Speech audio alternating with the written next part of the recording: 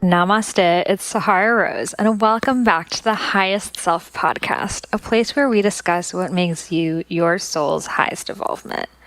I loved recording this episode because it was truly like a conversation with a friend. I've known Lori Harder for almost a year now. I interviewed her for the podcast back in October, which you can listen to, where we started to discuss what Tribe was all about. And she actually let us know on that episode that she's writing a book on the subject. And now the book is coming out so soon. She's having her book launch May 15th at Wanderlust Hollywood. I'm going to be there. So if you're there, would love to meet you and just have some major tribe time. And in this episode, we talk all about the importance of a tribe, how it's crucial for your success, and then also all the behind the scenes of the book writing process. So I'm so excited to dive in this one with you. But first, I want to tell you about two amazing new products from our sponsor, Four Sigmatic. So Four Sigmatic is a mushroom elixir company, and they just came out with two new products that have my name and your name, all the Ayurveda names written all over it. The first one is their golden latte. It has shiitake and turmeric. So it's all about awakening your inner beauty. It's very glowy. It has an adaptogen called tulsi, which is an Ayurvedic herb, very good for pitta balancing, detoxifying. It has warming ginger, so that also makes it tridoshic. Has the black pepper, again, the turmeric, amazing for your skin. It's sort of like an amplified golden milk. And the other one is their chai latte mix. Oh my God, heaven on earth. So this has this mushroom called turkey tail, which is a mushroom, as well as reishi, which is very calming, and different carminative spices. So it kind of is like this spicy chai with different adaptogens that help calm you down. So it takes your chai to the next level. So if you want to give these a shot, go on foursigmatic.com, foursigmatic.com/Sahara, and you will get 20% off your order. Highly recommend the chai latte and their new golden milk. And our other sponsor is Hum Nutrition, and I am so obsessed with their green powders. My boyfriend is not one to enjoy the green powders. He does not like putting spirulina and chlorella and all those green things in his smoothies and whatever, but I gave him Hum Nutrition. They have these two incredible flavors. One is their mint chocolate chip, and the other one is their like tropical, it's like a coconut pineapple flavor. And he was like, can I have more? And I feel like a proud mom because I'm getting this boy to eat his greens. So I love Hum Nutrition. Their greens powders are amazing. They have great supplements for anything you need, from digestive enzymes, radiant skin, hair, green tea formulas, so specific for just beauty and health and radiance. And I really recommend giving them a try. They are also evaluated by a registered dietitian. They have very cute packaging. It also makes really cute gifts. So you can give it a try over at Hum Nutrition, HUM nutrition.com. Use code Sahara and you will also get 20% off your order. And remember to get the mint chocolate chip. So let's get cracking with this episode. Lori Harder is seriously so inspiring. She is a fitness model. She is a life coach. She is a teacher and now an author. Her new book, A Tribe Called Bliss, coming out this week. So definitely pre-order your copy. And it's all about how we can get together and form tribe in our lives. So this episode, we really talk about the importance of having like your lady squad, your people that you would go to bat for and do anything for. And how oftentimes, because of the social media world that we live in, we think, oh, if I like text someone now and then, or we Instagram DM every day, like that's enough of a friendship. But we need to actually formulate friendships, have meetings with our friends, have these regular conversations with them. Otherwise, we're not going to really gain value from our friendships and relationships.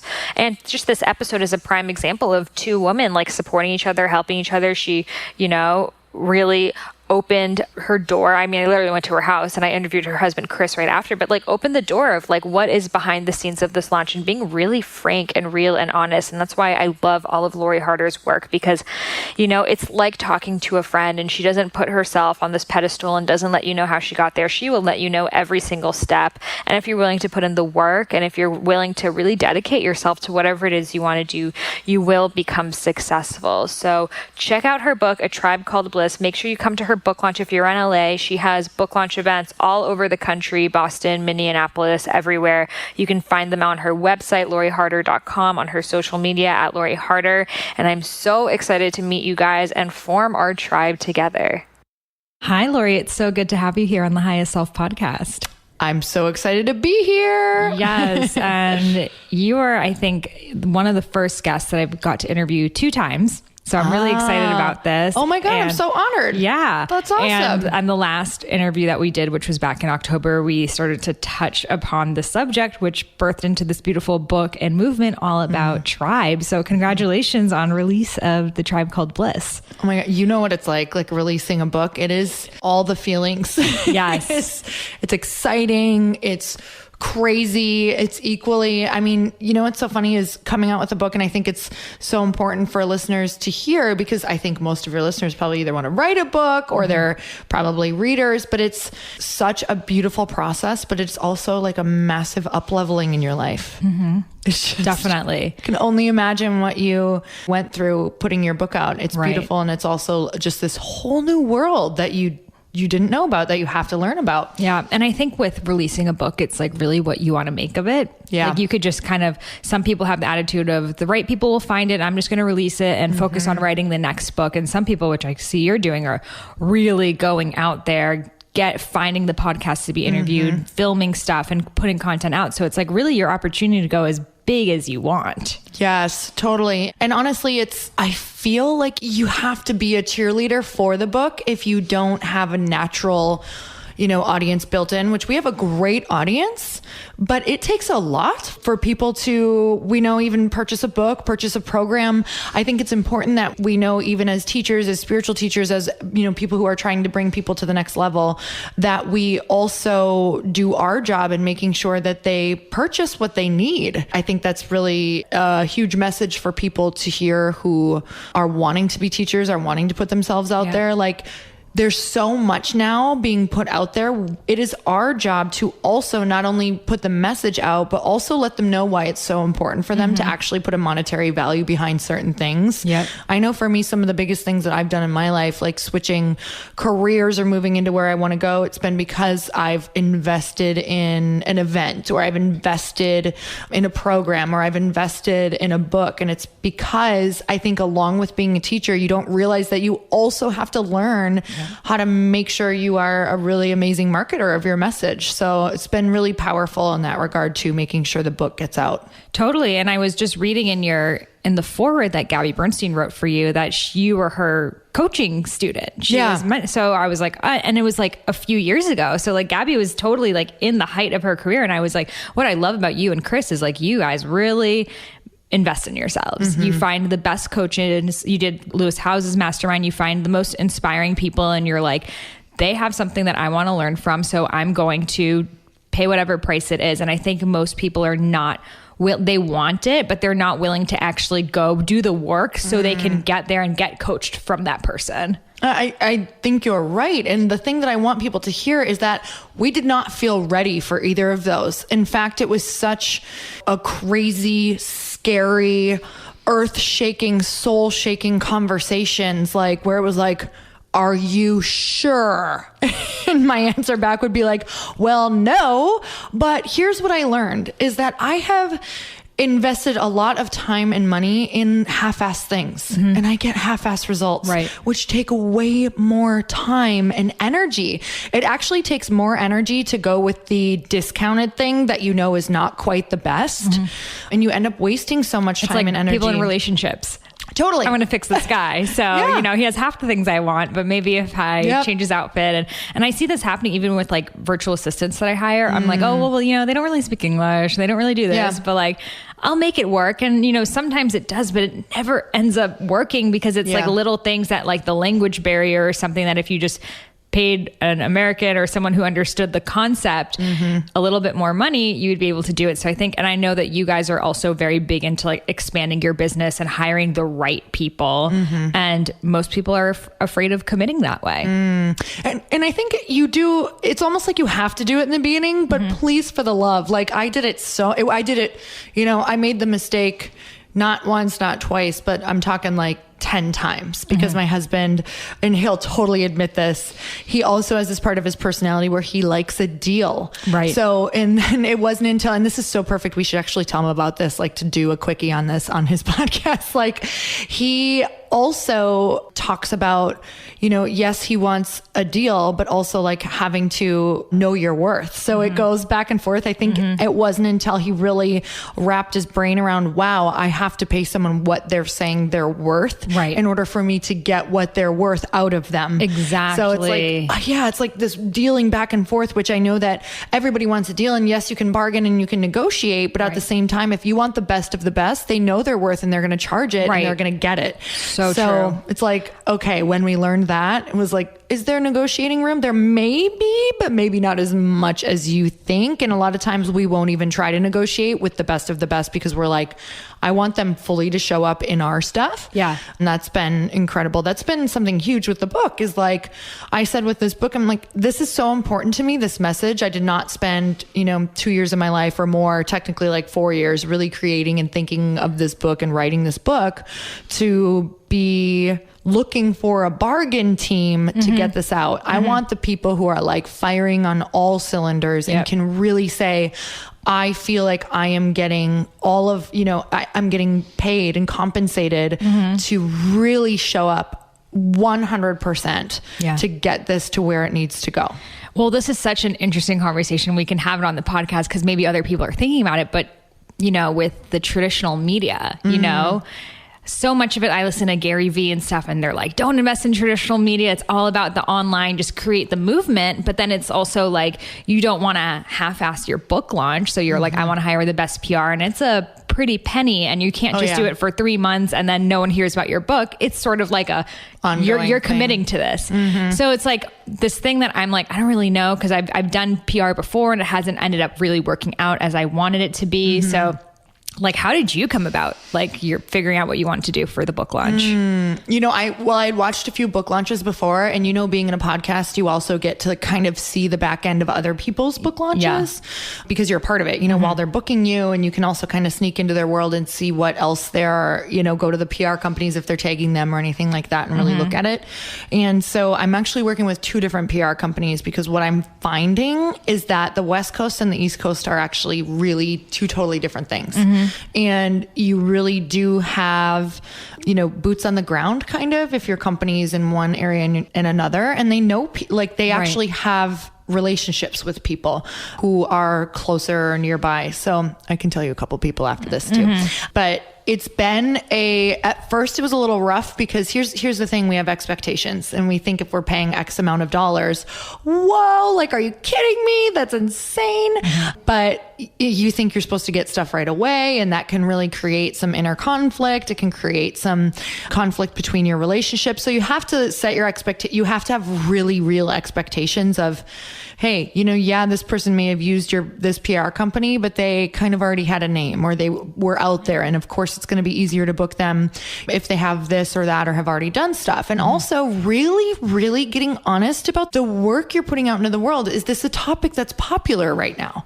Is this something that's, people are really going to be able to grab easily? Because there's some stuff that before, my topic is pretty easily grabbable at the moment, because it's so hot about female relationships and women empowerment, and what does it really look like to support a woman. But even then, I had to figure out what the best pitches are for the book. And it can't just be like, oh, well, I want to really connect women. Okay, but why? Like, what else is, going on right now? Okay, well, gossip. Okay, comparison. Okay, judgment. Those are really, you have to learn how to pitch your own book, or how you want it pitched. So you have to work with these people. You have to figure out, is this something that's really pitchable, and create expectations around that, and know that you're new, and media is getting, I can only imagine to be in PR, what it's like to pitch people who have not, been out there. You can have the biggest Instagram person in the world, but if they're not mainstream and you're trying to go to mainstream media, which can also be great. It's so weird, because people are like, don't go mainstream. But at the same time, they're like, well, what has she been on? Exactly. Because we're in this weird in between. It's so weird. So I'm just kind of going for both. And also so much of it, and you know this, so much of it has to do with where you're at internally. I've had to shift about, 100 to 1,000 times a day with like going from, yes, this book is amazing and it's got a soul of its own and it's all taken care of and it's like so divine and it's being supported, to like, oh my God, it's not getting out there, lack mindset, lack mentality, to back into it's just right. I mean, because it's so, I'm in new territory and people don't use the language that we use in the mainstream world. Right. It's not like, oh, well, have faith and we think you're amazing and support women. It's nope, not for us. Or yeah, this has been done before, or this message isn't awesome, or whatever it is. And it's like, oh, because we do really good at creating a little bubble, right? Yeah. Yeah, we're so good at that. Yeah. And then sometimes it's like, well, you already have that bubble, and what you're doing is both. Like you're doing like the social media, the grassroots, like connecting with people one-on-one, going to different cities, but also getting it out into the mainstream. And I think that this is a really good place for people to kind of like look at what Lori's doing for her book launch. This is a really good place. And I see a lot of people, they come to me with like these book ideas that they have, and it's like so niche that I'm like, write something at least for your first book that's more general, that can have this mass appeal that anyone could relate to. Because if it's like the red moon, it's like, okay, well, don't expect like Huffington Post to write about that, you know? And you can go there. It's like a lot of spiritual teachers started off really broad, and then they went off like Deepak, for example. Now he's off into these crazy places, but he started off as something that anyone could relate to. Because he can't, because he can. And in the beginning I was like, but that's not where my soul is right now. And that's not what I can, what I really want to be writing about. But at the same time,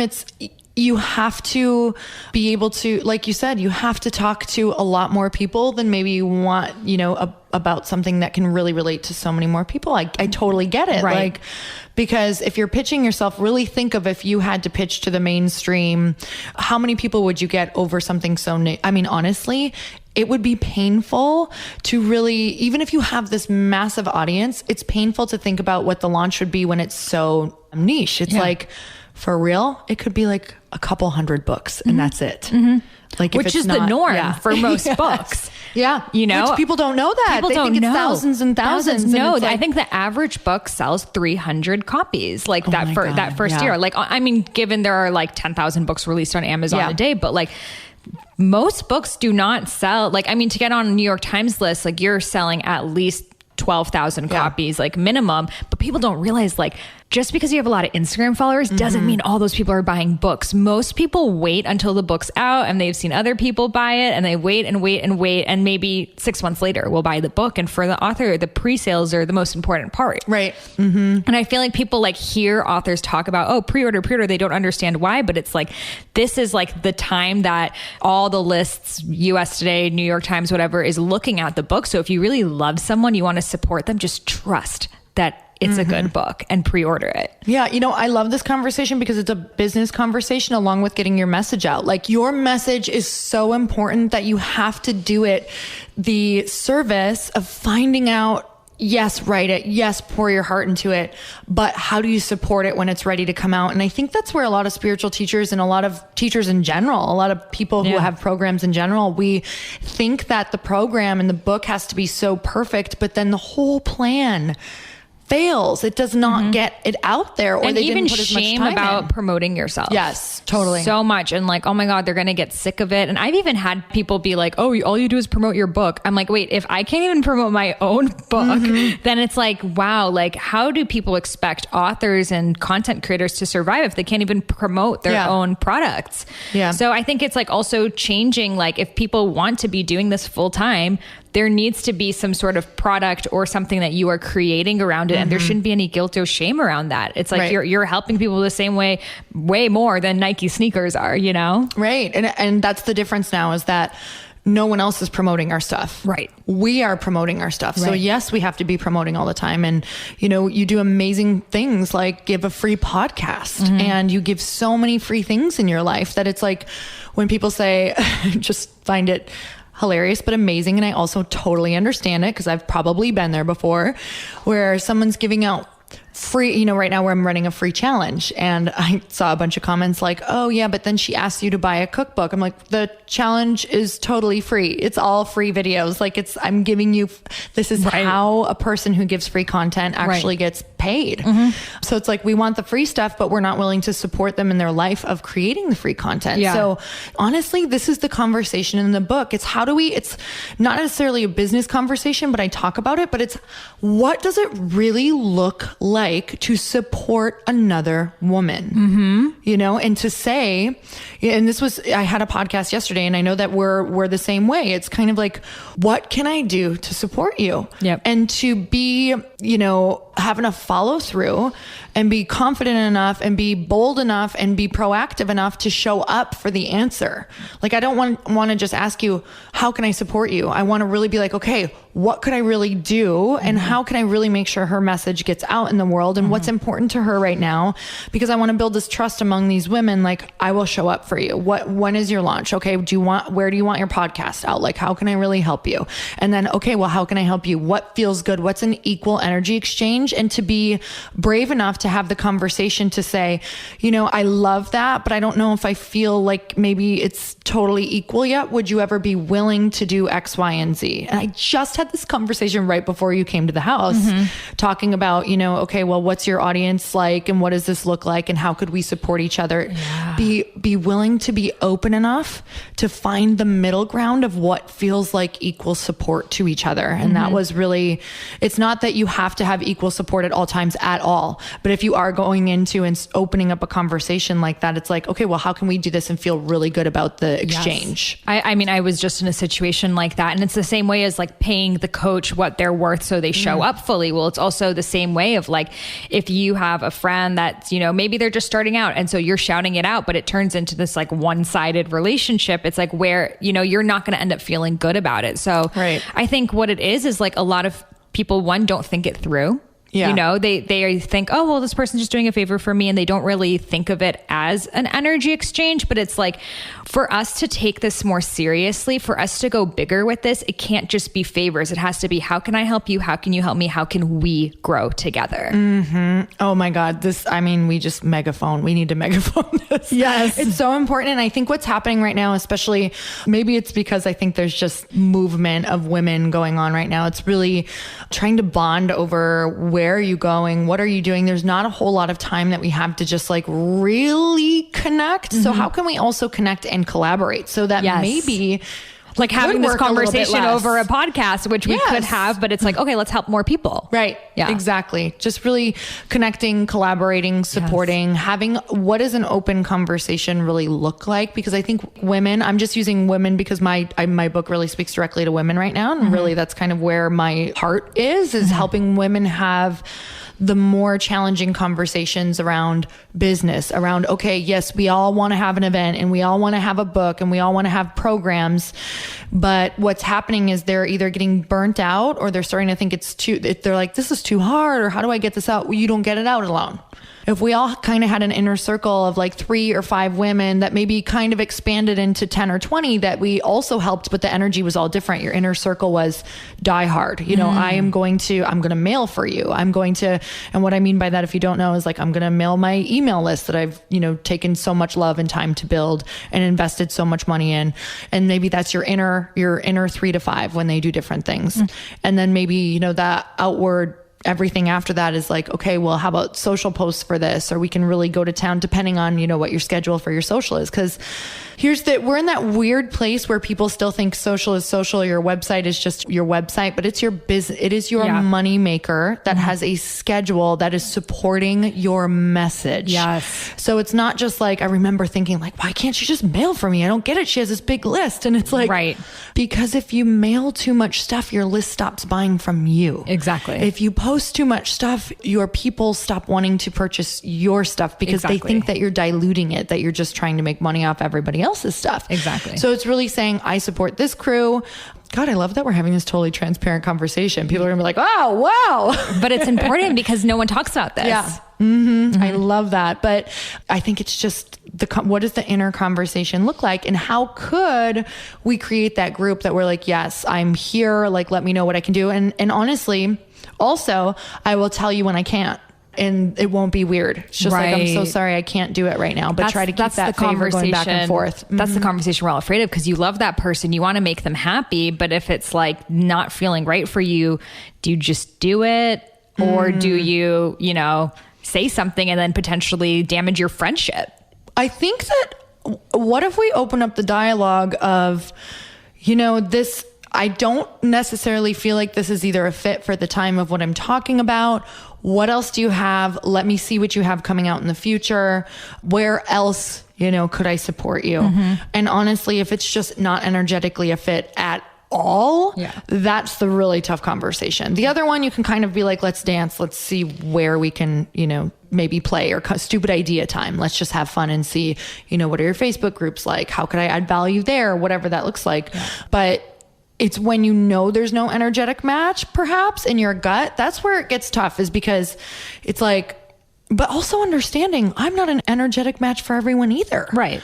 And being okay with like, okay, well, if I get rejected here, that's okay too, because that's the universe, God, source, whatever, saying, okay, you guys may have had a connection at one point, but it's time to just go invest elsewhere, because maybe you're going in two different directions, or maybe it's just not a match at this time. And it's also massive growth for both of you, or for one party. It's just, okay, well, you get to practice releasing, you get to practice forgiveness, you get to practice compassion, or still loving that person, even though maybe you're not for each other. Yes, it's totally. Crazy. It's a crazy journey, man. It's just like every day is self-growth and building a business or connecting with people. Well, I think of it as like, especially when you're in a sort of mastermind tribe, like as you describe, and the way that I had done it before, we didn't end up consistently doing it, but we all had our own businesses. So I feel like it's like a bunch of women with kids, and then they end up like, well, my kid needs this and my kid needs that. And it's like, so do you recommend having these masterminds as sort of like a business thing where you bring in the business, or do you see it as more of a personal thing? So, and I chat about this in the book because I think it's where you need the most support in the beginning, because some people can be hardcore in their business, but they're like, man, emotionally, I'm just feeling like I am not getting fulfilled. My mastermind kind of started out more like, how can we support each other's life? And what does that look like? Because we all really didn't know. We just knew we wanted female support. And it turned out that it became this perfect flow of, if business is number one for me, and I'm like, I just really need to talk about what's going on in my business. My launch is like failing right now. Any ideas? Then that's what I'm talking about that week, because I meet every other week. And that's how the book, I teach you how to structure that so that you can meet every other week for an hour. Some people only want to meet once a month for an hour, and that's enough. That would be more of the soul connection. But I think business every 2 weeks would be really important, once every 2 weeks. And it ended up being, if life is the most pressing thing for me, like, wow, I just got hit in the gut by something that someone said about me that is like really hurtful. Can I just have some sacred space to share and process? Like, that's what it looks like. Or, hey, let's celebrate. This week is amazing. I just finished the book. Oh my God. Like, whatever that looks like for you, that's kind of where mine is at now. But I always say, what do you feel you want the most support around? Like, where are you feeling like you're lacking the most? And that's kind of what you can create it off of. So that's the people that you would kind of look for and seek. But for the most part, I feel like if you're kind of out there and doing it in business and life, it can be both. It can be what's coming up for you right now. And would you recommend doing it with people who are in similar businesses than you, or people who are in totally other fields? I chat about this too, because if you go with people who are outside of your realm, you are going to get way more perspective. You're going to grow more, but we're so like programmed to want to be with those like-minded people. And honestly, in the beginning of my first mastermind, yes, we were like-minded. We were all on the path of either, I have a woman who had 4 kids. Like I was like, whoa, I don't even know if I'm going to, this is so interesting. I'm not in the space of having children at the time, because ours started 4 years ago, and I was like not thinking about kids at all. And she had 4 kids. She was her husband and her had just sold a big company. She had done like coaching and massive corporate coaching, like things like that. So it was fairly different. I was like, that's so different than where I'm at. Now she's doing more yoga and retreats and things like that and writing books. But that also shows the power of, what happens in a mastermind. Like she's totally launched this other new business. She's always been successful, but it's just been so supportive, and I've had their support in so many ways. But I can tell you that for me, having her coming from such a different background was so powerful for me. I mean, the wisdom that has come from her in my life has been life-changing. And then of course the other woman who was in health and wellness, it's amazing because we were on the same path. So that was helpful. But honestly, I love the diversity, like in my other masterminds now, business masterminds. It's been so powerful having people not in my field at all, because they're like, well, did you think of this? Someone who maybe has a brick and mortar restaurant who wants to grow their restaurant. So like, this is what we do for marketing. Have you ever thought of this? And I'm like, that is mind blowing. That would somehow translate to my business. Right. Like I could do that. That's so brilliant. So that's been very powerful, having just new and different ideas, because we can get very stuck at looking at, people who are just in our arena. Yeah. I mean, I could see it like that, but I could also see it, like sometimes when you're talking to like your parents or something about your business and they just literally have no idea what you're talking about. You're like, I don't know. Should I do a podcast or Instagram live? And they're like, they don't even know. So it's like, so I'm like, I don't know. Should I pick with people in a very similar field? But what I've found, and I'm sure this has happened to you, is sometimes when people are in very similar positions, they get competitive with each other. Yeah. How do you deal with that in a tribe? So I have these 7 sacred agreements around tribe. And I also talk so much about tribe is only going to work if you have the mindset of abundance. And I will honestly tell you that no matter how many things I have given away to the right people, no matter how many resources I've given, even if there's an opportunity up for people and they're like, well, do you know anyone else who would like this opportunity or who we could look at? And I'm up for the same opportunity and there's one spot, I'll be like, yes, you need to look at my friend because she's X, Y, and Z or whatever.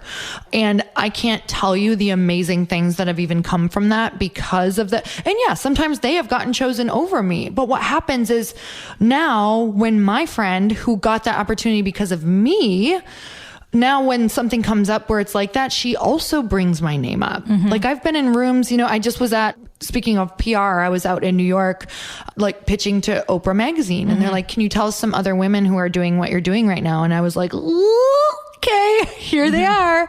And then it was just this amazing opportunity of, wow, thank you so much for sharing these people. And just then, with the women that I've recommended, they've given me opportunities beyond my wildest dreams because they know that when I am in those rooms or talking to those people where they have their dreams as well, that I am going to be abundant. Yeah. So they know when their opportunities come, and I fully believe they do, and they have, and it's just how it is. You guys, it's the law of reciprocity. It's the law. It's the law. So the thing is you can't be like, oh, I'm going to hoard this opportunity. It's against human nature. We can't. Exactly. When someone's done something for you, it's like you really feel like indebted to them, and you will find a way to make it up to them. Oh, and it's also, and the way that it is made up to you is different than you think. So you cannot have an expectation around, okay, well, where is it? And when is it next? Or how's it going to look? Or why isn't she pitching me over here or doing this or that? It's like, it can be something so small as she was at an event, you came up in conversation, this person knows that you're good friends with them. So from that, you have like this in. It's insane. Like even, I have this amazing friend who she just sometimes will bring my name up and they're like, oh yeah, you're friends with her. I know your name. And that's awesome. So it's an immediate in instead of being a stranger to somebody. It's just, this person's always kind of bringing you up in conversation because you're close to them and they know that you're doing the same thing for them. Have you ever been in a situation when someone's like, listen, I'm just super jealous of you. And like, I want to be your friend, but I'm jealous. Has that ever happened? You know what? I feel like someone said that to me, but it was a couple years ago. And I'm sure there's some of that without people maybe saying it to me. Yeah. But I haven't had anything recently like that. I think part of it is because sometimes I'm like, whoa, I'm really approachable. Sometimes I'm like, whoa, this is overwhelming because it can be in your inbox so much, just like, whoa. And that's me having to flex my boundaries of no. It's like, yes, I'm so approachable, but also I have to flex that boundary of no. But for the most part, I haven't had people say that, but I used to. So I wonder if my energy is shifted around that. Well, I've been in the past few weeks have had numerous situations of people being like, I'm really surprised you're actually the real deal. Just to let you know, I've been super jealous of you. And that was keeping me from getting close to you. And now I see you're different. But then that also makes me be like, do I even really want to be your friend now? Just like, no, like knowing that that's like kind of the underlying current. So it's like, do I have faith that that person has gone past the jealousy, or is that going to be the dynamic of the relationship? Oh, that's interesting because I can actually put myself back to a place where I have been jealous of somebody and wanted to be their friend. But like I will, and I think it's the beginning of learning abundance and celebration. I don't want to say the beginning of learning. I want to say the next levels. You can celebrate people. You can be so excited. Then all of a sudden when you're kind of going for the same opportunities, that's where the practice begins. So I don't necessarily think that you need to be worried. I think that there could be an open conversation around, maybe even saying if it is someone that you're interested in connecting with, like, hey, I've totally been there before too. And that's the beginning of really learning what it's like to support another woman and making her wins your wins. I talk about that in the book because I have legitimately been like in love with a woman as far as like, I'm so obsessed with her. I love her. I'm supporting her. She's amazing. She's a friend. But then when they've gotten something quicker than me and I'm like, why is this taking me like 2 years longer? And she got this way faster, for me having to go back into abundance and saying, it is just not your time yet. Like, how can you celebrate her even more? How can you celebrate? I've been on walks with Chris where I can remember like a year and a half ago, a friend got an opportunity that she was just like getting all of these opportunities. And I was like, why am I not getting anything right now? And it was a moment for me to reassess where I was at mentally. And was I needing something? Was I feeling like I was lacking? And it wasn't her. She was just a trigger for the things that were coming, and I was like, it's not her. She's just triggering this lack inside of me because she's obviously getting these things. And going back to really looking at, well, there's obviously something here for me to learn. I'm obviously maybe not ready for something yet that's at the next level. So how can I like grow from whatever is going on here? And that really was huge for me. It was also huge for the book because it was like, okay, this is what's happening in our female relationships. How can I go back to celebrating her? And I remember in the moment when I felt that, well, number one, I went on a walk and cried and got it out. And like, I was mad because I felt upset with myself because I was upset over that. And I was like, God, this is exactly what I don't want to be happening right now.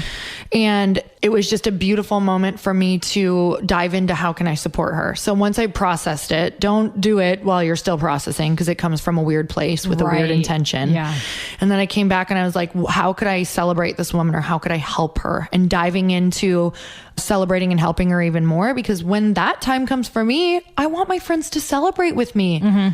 You just work so hard. I want them to celebrate like it's their win, not be jealous. Like I want them to realize, and that's also what I realized. Hey, the more friends that I have doing this and the more women that are blazing the trail, the more opportunity there is for me. So thank her for blazing the trail. Thank her for getting out there. Thank her for going first because it's just going to be that much better and more abundant for you. Totally. And showing you that it's possible. It's like when you see someone that you know and you're close with and they're doing amazing things and you're watching their growth, it's like, yes, this is also a reality for me too.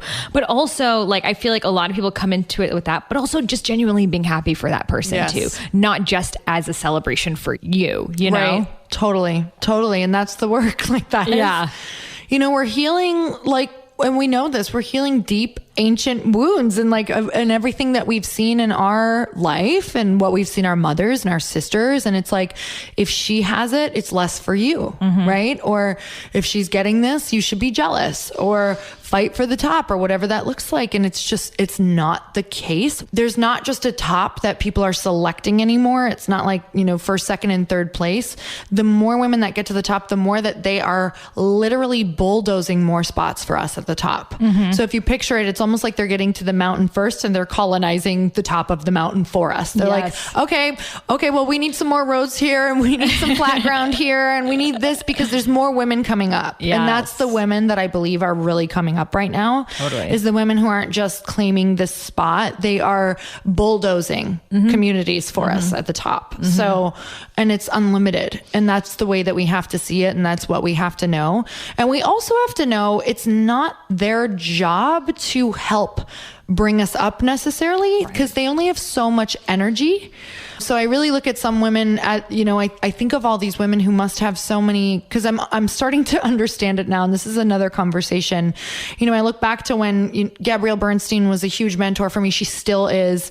And just how many times, you know, you either message or you email and things like that. And it's like, I can't imagine how many messages or emails she's getting. And she only has so much time outside of doing that. And I know that you know that too. Yeah. So it's also understanding when these people can't get back to you that they're actually doing a job for you without doing a job directly for you. Exactly. So energetically release them to go blaze that trail and know that they're actually working for you without being like, yes, what exactly do you need? You know?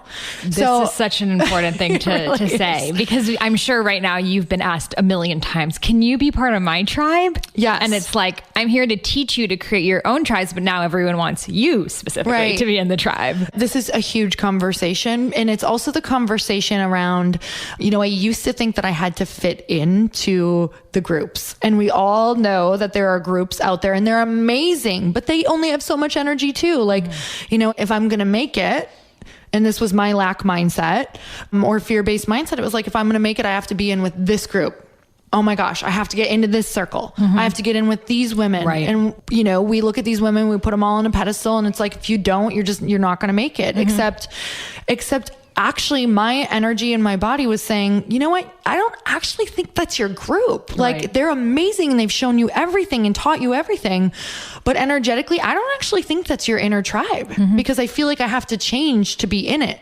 And that's nothing against them. That's and me. They've already created a bond. And they've already done, this is like, you know, they're building their community and this is what they're doing. And they're giving back in a way that is so big beyond anything any of us can imagine. Like, I feel like people look at Marie Forleo, Gabby Bernstein, Chris Carr, and it's like Danielle Laporte. And it's like, they're just trailblazers and that's their tribe. And we can create our own. We don't need to specifically be in theirs. Yes, it is time to create our own. Yeah. And that's what we have to realize is that we're going to be the most powerful versions of us when we realize it's not about getting in or fitting in.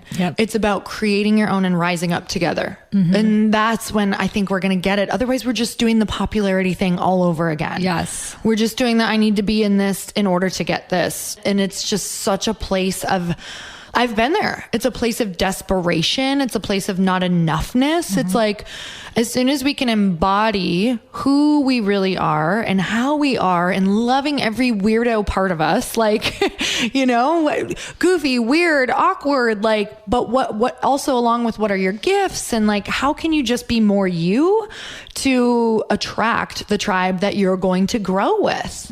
And that to me is the crazy powerful message of this book, because I think we're all just trying to fit. And it's not about fitting.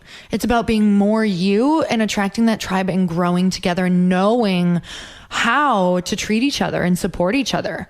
Because that's what these women have done before us. They've learned how to support each other.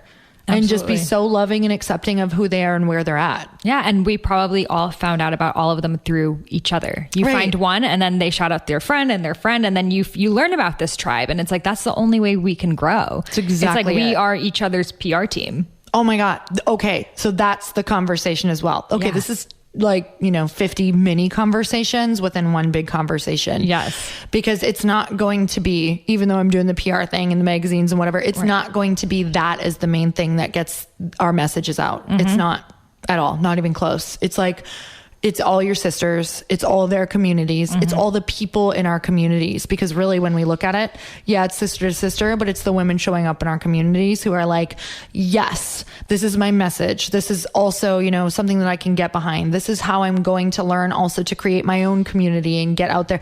We can, I mean, really, when we look at our inner tribes, it's kind of like, okay, well, yeah, we know 15, 20, 30, maybe 40 epic, amazing women that we know that we could, you know, support each other on and run through a wall, share our stuff, whatever. And that's big, right? But that's kind of in our world of online. And once you really start creating those connections, right? Okay, well, 40 programs or 40 books doesn't really cut it. Right. Doesn't do anything really. So it's kind of like, no, it's their communities. So it's just thanking and being there and showing these people and just being so grateful for the entire sisterhood that's just rippling down. But I think this message is so important because it's how it's all going to happen.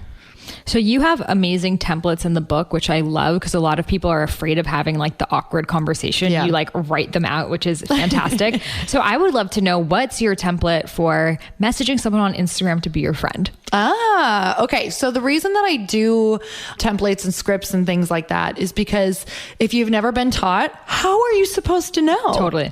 Oh my God, that'd be like going into a sales job and being like, okay, good luck. Make sure you make your quota though, and make sure you sell some extra. Right. And you're like, well, I've never heard this conversation. Yeah. And it's also new for all of us. Cause I'm sure I get messages sometimes that feel like, oh, this person's trying to suck my energy. Oh, and then some which are like, oh my God, the life story. And it's like, so totally. Someone that you just want to network with, connect with in a deeper way, what would you message them? So there's a few different things going on here. So if you are someone, let's say I myself am messaging someone who I know their career is like light years beyond mine right now. They've gone through it, like they've blazed the trails. You're messaging Oprah. I'm messaging Oprah right now.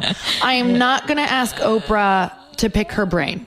Wait, please, can no one send this message anymore? Like, I feel like someone heard, just ask them to pick your brain. It's like, no one has time. If you phrase it that way, it's I'm taking from you. I'm picking from your brain and I'll buy you a cup of coffee in return. Right. Exactly. And please forgive yourself if you've said that, because I'm pretty sure I've said that before, but don't say it anymore. Yeah. I will not say it ever again. And it's really because that person energy wise, here's the thing. Oprah's only going to spend time with people that she knows are going to take something and run with it and prove that they already have. Mm-hmm. She's only going to spend time with people who are on her same mission and who are into her same things, because she has spent her whole life building something that she wants it to go in a particular direction. She knows who she wants to help. And so for someone like Oprah, you better believe I would do all the studying in the world that I could to not ask her how she could help me, but how I could add value. And I wouldn't even ask her how I could add value. I would tell her what is possible in my world of how I would love to add value with no expectations in return. Because those are the people in my world. And that's how I have shown up in other people's world, as just adding so much value to their life that all of a sudden they're like, who is this person randomly adding value, or saying, oh, I just bought 20 of your books and I'm giving them out to my community with no expectation. And I just keep seeing, let's just say there's this handful of 10 women that are showing up that way for me. Of course, then when there's something that I could use them for, they come to mind, because I'm like, this woman just shows up. She has just proven over and over that she is doing the work and taking action. And honestly, in the foreword that Gabby wrote in my book, that's what she talks about, is it was I just was like, you're coming to LA? Great. I'm bringing 10 women. Okay. You're coming here. Oh, I just shared your book was the book of the month in my 2,000 person group, and X, Y, and Z amount of people are buying it. And it was just nonstop. How can I add value to this woman's life? Yes. And then later on, when it was just, different thoughts of, thinking of people, it's that's how the energy later on down the road, long down the road. I'm not saying right away, I'm saying years down the road, but that's the difference when it's on a totally different level career wise. Now, if it's me messaging you messaging me, where we're in a similar path, we're connecting it, you're putting books out in the world, you're doing amazing things, where you really are looking for a soul to soul friend, how can we support each other, business type connection. That's when, so I literally have a friend who we're now going to be doing an event together soon, that I messaged this this was probably 2 years ago, maybe 3 now. And I was looking to connect with women in LA who were doing similar things. And I was looking up hashtags. I was doing hashtag women's LA event, women's event in LA, LA women's event. I just searched all of it. And I just wanted to know someone else who was doing women's events. Is there anyone else out here? And my friend Sarah Pendrick came up, and she wasn't my friend at all at the time. I was girl talk. Yes. I just spoke at their event a few months ago. Oh, I love that. Yeah. So I Insta-stalked her. Oh my God. God. So like, that's how we met. That's how I even started. That's how I spoke at her event. And now we're going to be doing something together. Love it. So I messaged her and I was like, hey, I'm going to slaughter this message, but I'll give you the general idea. Number one, I wanted her to know I don't want anything from her. I would like to see if we can add value to each other's life. Number two, I'm going to let her off the hook in this message in case she thinks this is weird. And that's okay too. Number three, I was ready for rejection because I had so many people at this point. I probably did 30 different messages, maybe more, probably 50 to be honest. And maybe only 3 messaged me back. So you have to be prepared to have people think you're a weirdo. Believe me, it doesn't matter. They just ignore it, whatever. So I wrote her and I said, hey, I'm new to the area. I do women's events as well. I noticed that you have an event. It looks absolutely amazing. I was looking at some of your stuff. I went on your site. I completely resonate with your message. I know what you're doing is challenging and I'm so like, I just think you're incredible. I would love to meet for coffee and maybe see if I could support you in any way. I have this incredible group of women that I lead as well. And I said, if something comes of it, great. If not, awesome. We just had an awesome coffee together. Beautiful. That's it. And it was like, honestly, we can meet for 30 minutes. I will come to you. What's easiest for you? Are you interested in meeting? And she was like, oh my God, this is great. Awesome. Let's meet. And I was like, okay. But I hit on everything in that message. It was like, let them off the hook. Right. Let them know you don't want to just sit for hours. The time is really good too. Yes, totally. Put the time in there. Honestly, leave it at 20, 30 minutes for real. Yeah. Bring them something, buy the coffee, buy the meal, like just be like, and nothing afterward. Like if the energy was not fully there on both sides, don't make, on that one appointment, I don't care if your energy was off the chain, unless you both equally are like, we got to do something together. Yeah. If one person does not say that, please do not make another date on that date. Yeah. Let the energy settle. Let her come to you. Like, I swear I'd be the best man because I would like date women like I'd know how to date women and like finesse them nonstop because it would just be like, let them, okay, like add value, like see if the energy's there. Like, that was a weird comment, but I make weird comments. It's who I am. Yeah. Okay. No, but that totally made sense because it's like, if you're that pushy guy who's like, so do you want to hang out again? It's like, you're almost obliged to say yes. And I feel like sometimes you end up in friendships like that. Yes, totally. And it's like, oh, the person wants to hang out again. And they just keep calling. So I just have to say yes. Yes. It's like, no. And that's the thing about female friends is I talk a lot about expectations in this book. Is her expectation of being your friend might be that you guys talk only once every 2 months. Yeah. And your expectation might be that you have to chat 3 times a week. Right. So what's happening is even though there was great energy there and you want to support each other, now you're about to be totally disappointed and butthurt because you're like, why isn't this woman, she's rejecting me. I want to be best friends. And she's like, this is how I am with my friends. Yeah. Like, the friend expectation thing is so real. Yeah, it's very real. Oh my God. It's like for some people, a friendship is almost like a relationship and you have to check in with that person. And they'll have a talk with you if you're not checking in. And it's like, I'm so not one of those kind of friends. I'm sort of like, when we see each other, we'll vibe and I might not see you for 6 months because I'm busy and traveling and you might be too. And I can't have any form of guilt around that. That's exactly where I'm at. Yeah. So, and that's kind of it's a tough conversation sometimes, but now I have that group who's all on that same level as me. Yeah. And then I'll have women come in and I can feel the expectation. Yes. I can literally feel them like, oh, well, I'd love to be doing something once a week. And I was like, whoa, like I don't even get to date my husband once a week. Right. Like that's insane. Yeah. So that's a conversation also is where are your, what does it look like to you to be in this friendship? Exactly. Like what would that feel like? And if it's so different, be okay with that. Yeah. And that's why sometimes it's easier to have a friend that does a similar type thing as you. Cause it's like, if you're an entrepreneur, it's like, that other person's also all in and it's like, you'll make it work. Whereas if someone works a 9 to 5, it's like happy hours might be the way that they connect. And if you're not available during happy hour, then what are you going to do? And it's like, everyone has their different schedules and ways that friends fit in there. Right. And so this is the navigation of why I wanted to write a book around it is we're not voicing this at all. And we're taking it all personal or rejection. And then we just stop trying. And it's like, no, if you need to meet once a week or twice a week, there are other women who want to do that. For sure. So what community is that? Is that like, hey, I'm looking for women who want to meet twice a week to be accountable because we're on this, fitness goal So together, how would you find them though? Outreach like I did. Just like, the honestly, messaging. Look, it took me what?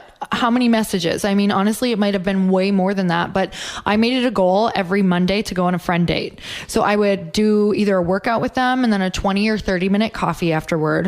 And I was ready. I wanted a tribe. I was so sick of not feeling connected, like deeply or supported.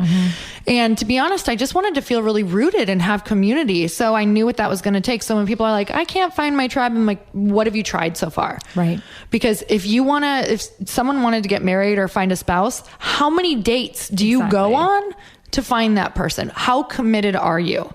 And it's just like a business. They're like, oh, well, that failed. Oh, really? Because I've been failing for 10 years. But you have to know how committed you are. So if you really want this, because it is life-changing on the other side, I know that you know that. Like, to feel supported even by one other woman or two other women or 10 other women, like start learning this new language of how you can really support and how you can let go, and how some women are going to be your inner circle and some are going to be, so far out there, but they know if they need you, that couple times a year that you would be there for them. So really figuring out what those different spheres of friends and circles look like, and how much energy you have to help. Do you only have enough energy to really go to bat for one other woman? Right. And that's so okay. Like, that's so okay. And that's one person more than we have right now. And I think that it's just a conversation of constant self-forgiveness. And I think that's most of it for us, is like, because we hold it, we take it so personal, and it's like, okay, well, I feel terrible if I'm not fully showing up for these people. How am I supposed to actually build this tribe if I have so much guilt around this?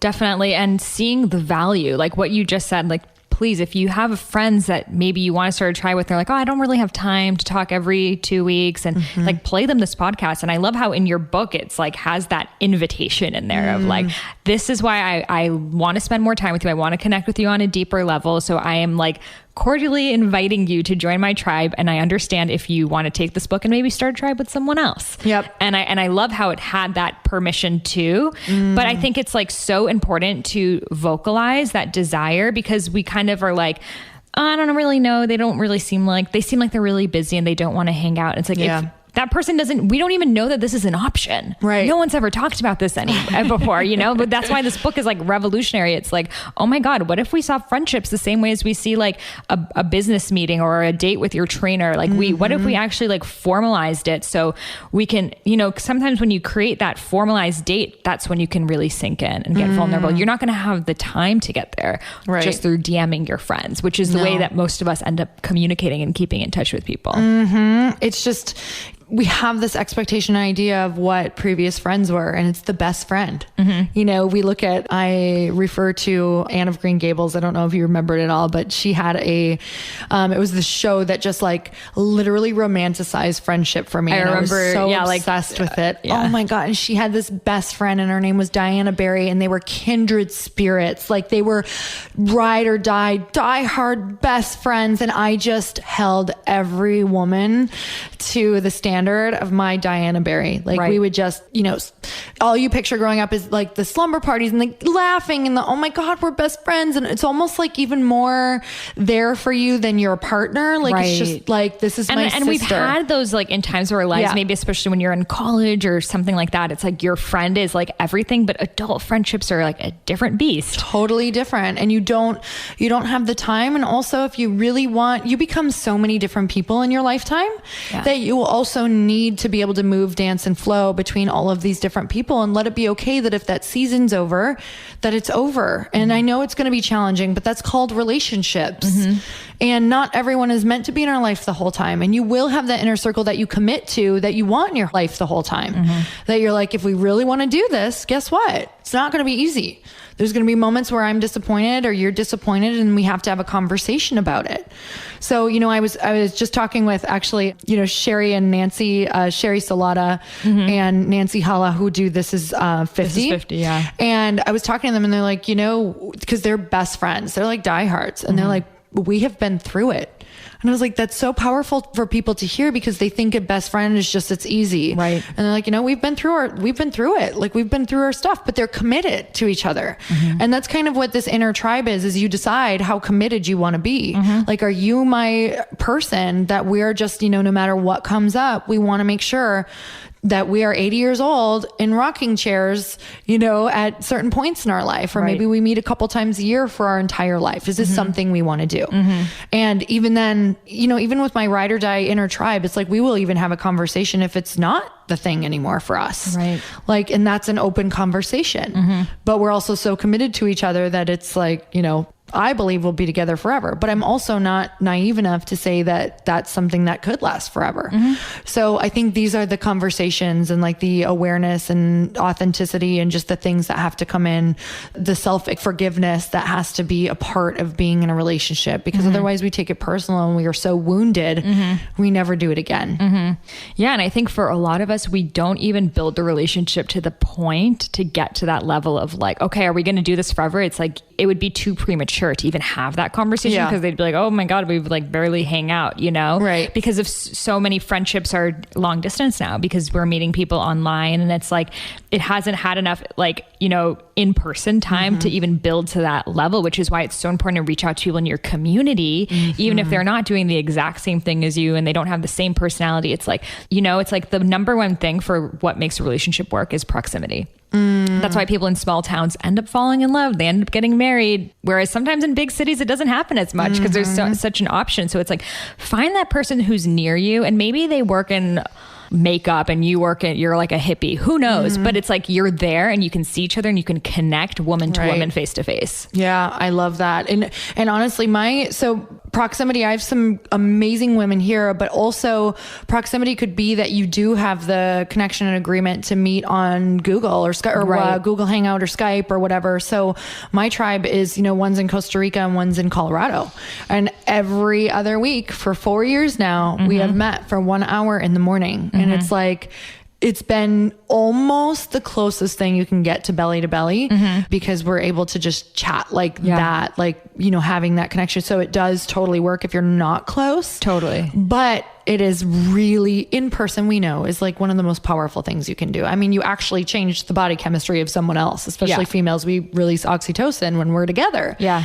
And it's like, that is powerful. I mean, that's in itself disease fighting. So Totally. Our friendships are making us healthier. They are, definitely. Which is amazing. And live longer, as you mentioned in the book. And I think it's like seeing that value, because it's like so many times it's like you do it and then it's like, oh, I don't know, the time difference, this, that. And it's like, this is valuable for all of us the same way that exercising and eating healthy are. So we need to commit to this, because they're all things that are going to keep us living longer and healthier and happier. Yes. And when you can look at it that way, because if we look at it short term, it's easy to be like, I have something that I should be doing.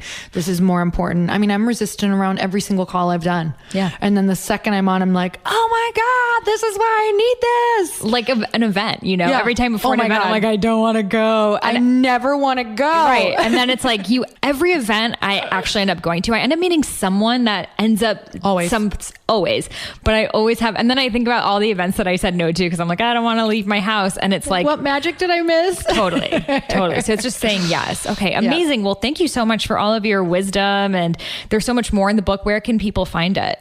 It is at a tribecalledbliss.com. And also, if you are in New York, if you are in, Minneapolis, Toronto, Boston, LA area, we're also coming to your city to have this talk in your city on tour. So if you guys want to order the book, it's at that website along with the tickets for that. Oh, and I want to do a giveaway. Oh, for sure. We'll do a giveaway on my Instagram. Okay. Yeah. Awesome. So we'll do a giveaway. We'll do a giveaway on Instagram. And I think your events are going to be an amazing place for people to find a tribe. Yeah. Oh, because it will be the place. It's like those are people who are in it and in your city. Yeah. In your city. So go there for a new hot date. There you go. Friend date. Yes. Well, thank you so much for sharing with us. Well, I'm so grateful for you. Thank you for having me on. You're amazing. Like I've loved our previous connection, but now our in-person connection too. So absolutely. Yeah, I love it. And Thank you're my you so neighbor. Much. Neighbors. Yes. I know. Well, Creation's right down there. If you guys don't know, it's like a little organic cafe. So we have no excuse, but absolutely once a month or once every 6 months. Yes. Whatever that looks like for you. We'll start that conversation off this podcast. Yes. Namaste. Namaste. So, what did you think of that episode? I mean, it is amazing to see someone who's in the middle of their book launch doing big things, giving us this incredible behind the scenes, unfiltered, raw, real look. And that's seriously what having a tribe is all about. So, thank you, Lori, for sharing all of this with us. And I'm so excited to see you guys on May 15th at her book launch and for you guys to start your own tribes together. So definitely get her book, A Tribe Called Bliss. And if you loved this episode and you'd like a little gift for reviewing it, I would love to send you the first half of my unreleased book. It's called Eat Right for Your Mind Body Type. It is not available for sale anywhere, never will, because now it is Eat Right for Your Mind Body Type 12-week guided program infusing Ayurveda with modern nutritional science. So as a free gift for reviewing this episode in the iTunes store, you just head over to iTunes on your phone, on your computer, click write a review, write a nice review, take a screenshot of it, and email it over to me before you hit submit. My email is Sahara, Sahara, at eatfeelfresh.com, and I will send you back the first half of my unreleased book, Eat Right for Your Mind Body Type. I hope you loved this episode, and I'll see you on the next one. Namaste.